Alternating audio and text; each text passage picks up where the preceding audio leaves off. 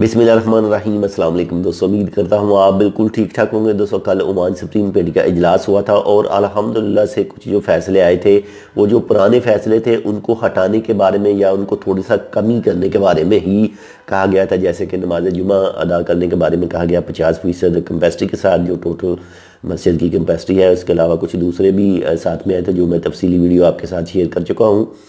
और असल चीज़ ये है कि अब भी आपने तमाम रूल फॉलो करने हैं। कोविड-19 के हवाले से जितने भी हैं, ख़तरा अब भी मौजूद है, ख़तरा अब भी टला नहीं है।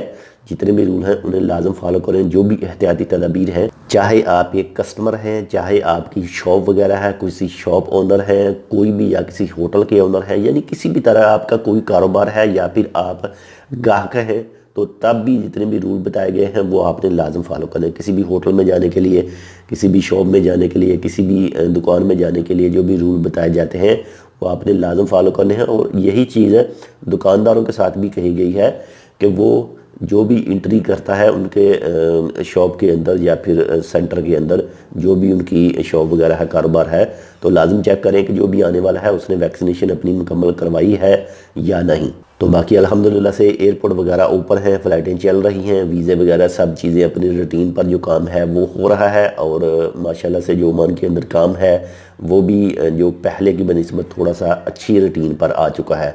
और इंशाल्लाह बहुत जल्द जो केस सामने आ रहे हैं इनमें भी वाज़िया कमी होगी। और जो बिल्कुल जैसे ज़ीरो पर चले गए थे, ज़ीरो पर तो नहीं, 10-12 केस पर चले गए थे, बिल्कुल ये भी इंशाल्लाह बहुत जल्द ही ये भी ज़ीरो पर चले जाएंगे।